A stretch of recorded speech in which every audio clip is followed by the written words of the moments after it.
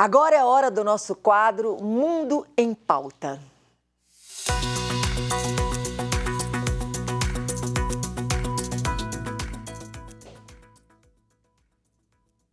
E já está conosco a professora Maria de Lourdes Albertini, que hoje vai falar sobre crimes e o papel dos tribunais internacional. Bom dia, Ludinha querida, bem-vinda ao Manhã da Piedade, de volta. Bom dia, Moninha. É sempre um enorme prazer estar aqui com você todas essas quartas-feiras. Tudo bem? Tudo bem demais, graças a Deus. Ludinha, vamos falar de crimes internacionais. Antes de começar a falar, eu queria que você falasse o que é propriamente dito crimes internacionais. Então, Moninha, crimes internacionais são crimes que acontecem no espaço transnacional e afeta toda a humanidade. São crimes que são do interesse internacional e não só exclusivamente do interesse interno dos países. Exemplo, crimes contra a humanidade, que são um massacre generalizado de toda uma população e que afeta, né, toda a memória da humanidade. O crime de genocídio, né, que é um crime que você tem aquele que está no comando do Estado perpetra sistematicamente uma ação para extirpar da face da terra um determinado grupo de pessoas. Todos os crimes que violam os direitos humanos de uma forma geral, né, podem se tornar crimes internacionais, ainda que eles tenham sido cometidos dentro do espaço territorial do próprio Estado. E os tribunais internacionais, o que são?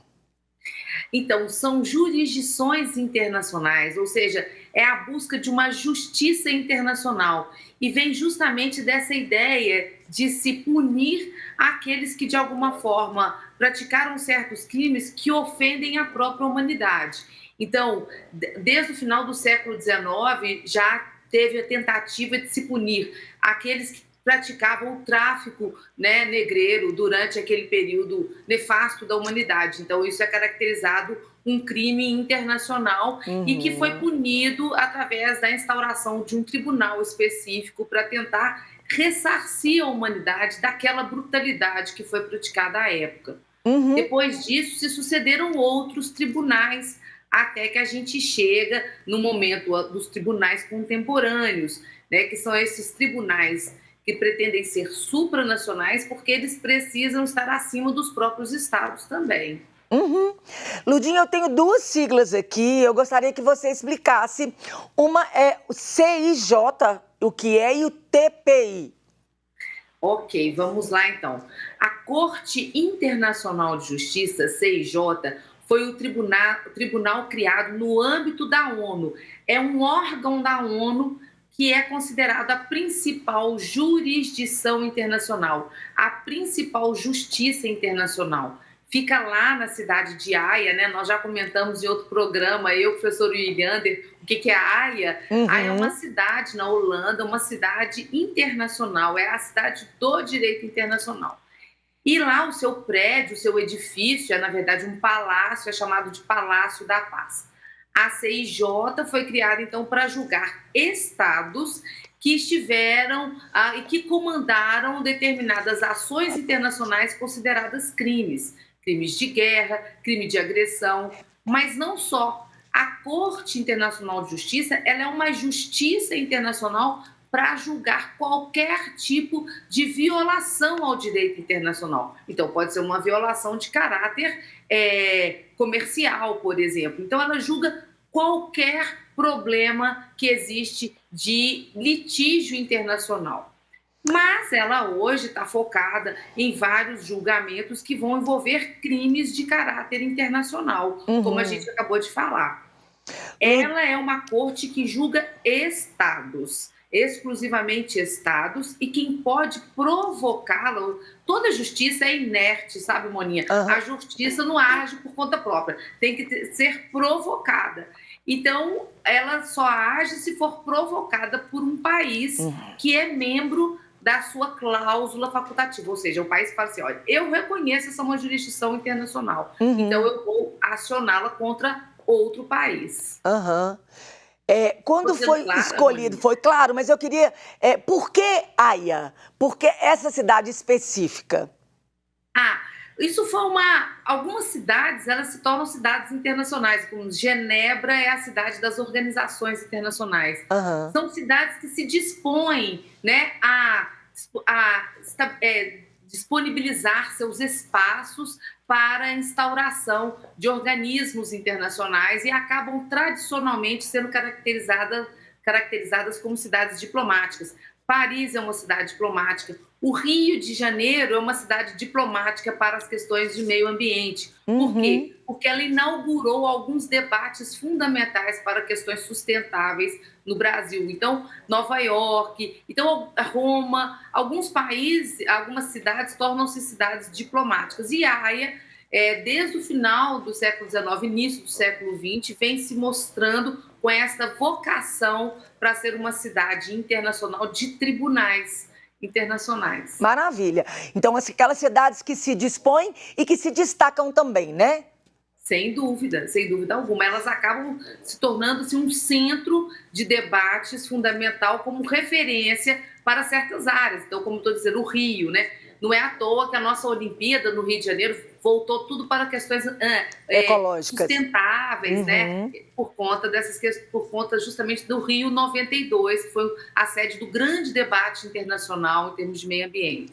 Claro. E aí, como você falou, Ludinha, o valor das decisões desses tribunais, ele está acima de países e de qualquer outra legislação. Exatamente. Os tribunais internacionais, quando eles sentenciam, né, quando eles determinam os julgamentos, elas são obrigatórias para todos os países. E são decisões supranacionais, que se colocam acima dos próprios estados, e muitas vezes porque eles estão sendo julgados. Por exemplo, em tribunais de direitos humanos, como o Sistema Interamericano de Direitos Humanos, Comissão e Corte. Quando o país é levado lá, o país ele é obrigado a acolher a decisão daquele tribunal, sob pena de se tornar um pária internacional, ou seja, ficar excluído de todo o sistema internacional. Não pode mais buscar financiamento no Banco Mundial, né, no FMI, não pode participar mais dos debates, das cimeiras, dos fóruns internacionais, dentro das organizações internacionais. Começa a sofrer uma série de sanções, que a gente já falou tanto delas aqui, né, internacionais, de caráter geral, né? Não que só afeta todo mundo. Sim. Lurdinha, vamos para o TPI agora. Vamos para o TPI. O TPI é o Tribunal Penal Internacional, que foi criado em 1998 e começou a funcionar em 2002. O TPI ele veio na tendência do direito internacional de ter um tribunal permanente, constante, para julgar os chamados crimes de lesa humanidade. Os crimes de lesa humanidade são os crimes de massacre, são os mais graves de todos os crimes, que lesam, inclusive, a memória da humanidade. Então, o genocídio, os crimes contra a própria humanidade, guerra, agressão, são aqueles crimes que a gente já comentou anteriormente, são repugnantes. Esse tribunal julga pessoas, ele busca a responsabilidade subjetiva de indivíduos. E esses indivíduos, então, são submetidos a esse tribunal penal. Ele é um tribunal de caráter penal internacional. Porque muitas vezes essas pessoas que praticaram esses crimes e que usaram a máquina do Estado para praticar esses crimes ficariam impunes se fossem julgados pela sua própria justiça interna. Entendi. Agora, o Holocausto entra nisso, Lurdinha? O Holocausto. Então, o Holocausto ele meio que deu um impulso para a profunda necessidade de se resolver esse tipo de situação. Quando a Segunda Guerra Mundial acabou, eram milhões de pessoas que tinham sido assassinadas, né, perseguidas, massacradas, e aí criou-se o chamado Tribunal de Nuremberg. É um tribunal cheio de críticas, porque foi de vencedores contra vencidos, né? Foi julgado o alto comando nazista alemão, indivíduos que estavam no comando da Alemanha, né, na época em que o nazismo perpetrou esses crimes, mas quem julgou, ele foi um tribunal pontual para aquela situação, ele foi criado para julgar aquelas pessoas naquele contexto histórico. Então, esse tribunal ficou com a pecha de tribunal de exceção, porque foram os países vencedores, né, julgando os vencidos. Depois de Nuremberg, então depois do Holocausto, veio o Tóquio também no mesmo sentido, Tribunal para o Extremo Oriente, e depois vieram a Ruanda, veio para a ex-Iugoslávia. Só que todos esses tribunais, por eles serem criados para aquele contexto ali, eles ficaram sempre com esta pecha de tribunal de exceção. Daí a criação, então, do TPI, um tribunal permanente, com uma estrutura considerada neutra, um organismo internacional para julgar pessoas. Claríssimo, claríssimo, claríssimo, entendidíssimo. Te pergunto, Lurdinha, como eles são compostos e quem pode ingressar com ações nesses tribunais? Então, a Corte Internacional de Justiça é um processo internacional de escolha de juízes com notório saber, né? A gente fala isso muito no direito, essa expressão. Pessoas que têm qualificação, né, para ser membro como juiz. Na Corte Internacional de Justiça, nós já tivemos 3 mineiros, já tem um atual. A gente teve o Sete Câmara, a gente teve o Francisco Rezec, 3 mineiros, né, nem brasileiros. E a gente atualmente tem o Antônio Augusto Cansado Trindade, né? E são pessoas internacionalistas, que têm um renome internacional, que são conhecidas como pessoas que têm competência para ocupar aquele espaço, esse grande tribunal, né? O mesmo acontece no TPI. A escolha, nós tivemos uma brasileira lá, a Silvia Steiner, né? São pessoas escolhidas dentro dos países. Os órgãos diplomáticos falam, olha, eu tenho tais e tais e tais juristas aqui no meu país que têm qualificação para ocupar essa função. Eles são indicados e tem um fórum internacional, normalmente na própria ONU, né, que vão decidir se aquela pessoa tem mesmo as competências, as qualificações para estar ali como juízes. O TPI tem uma diferença, que o TPI ele tem um órgão acusatório, ele é um tribunal penal, então ele precisa do órgão acusatório para evitar o problema lá do Nuremberg, né, o problema lá do Tóquio, que você tinha o promotor de justiça era do próprio país que sofreu a agressão.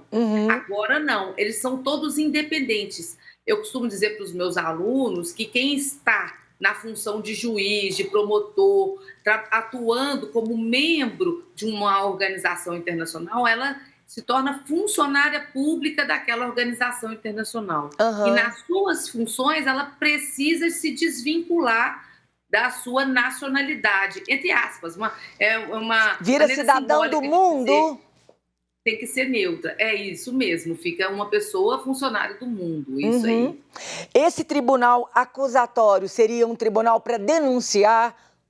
Esse órgão acusatório, sim.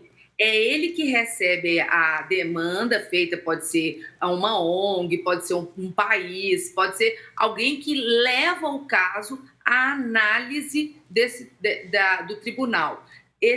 Aí vai se ter as investigações para verificar se aquela argumentação e as provas apresentadas são suficientes para instaurar um processo.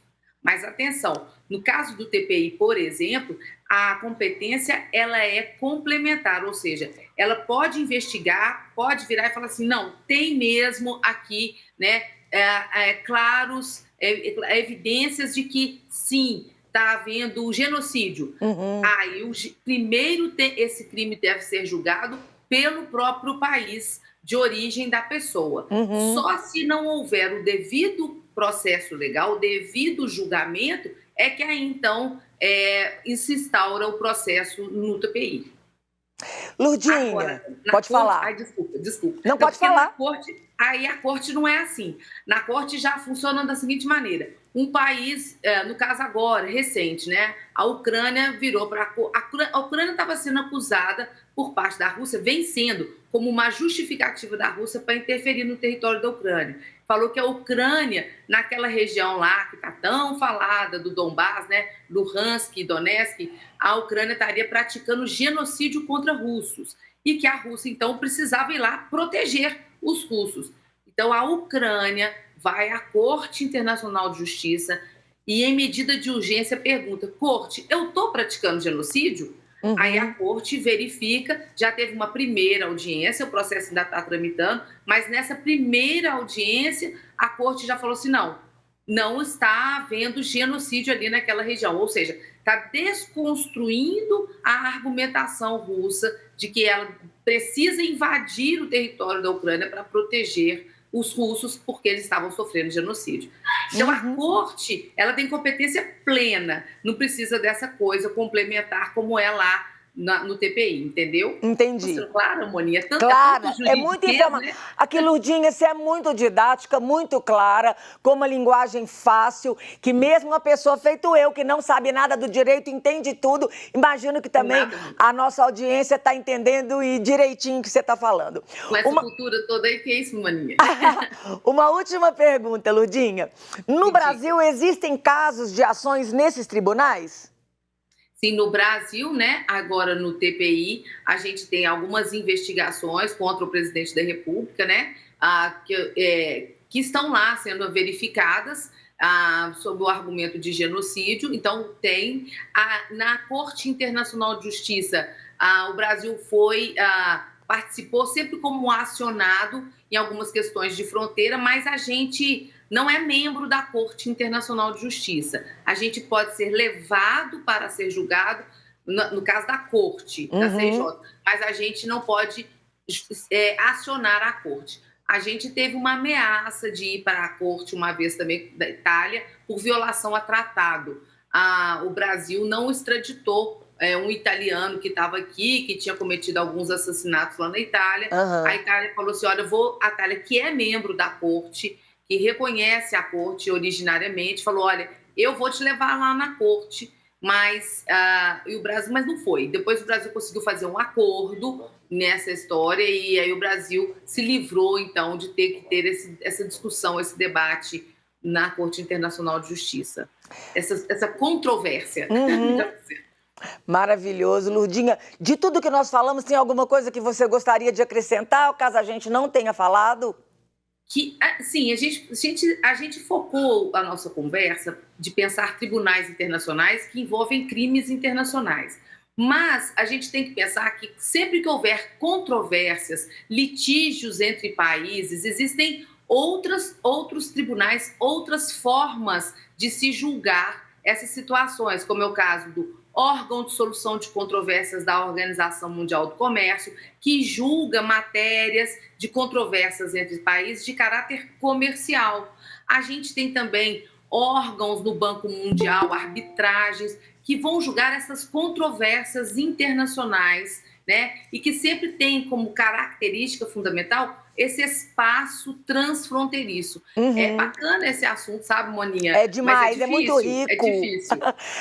Você falou uma palavra, Lourdinha, que a gente é acostumado a ouvir mais para casamento. Litígio.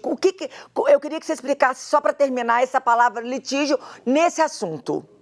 Litígio é quando você tem um conflito, quando você não consegue resolver. Existe um problema, então você tem um problema com o seu vizinho do muro que caiu.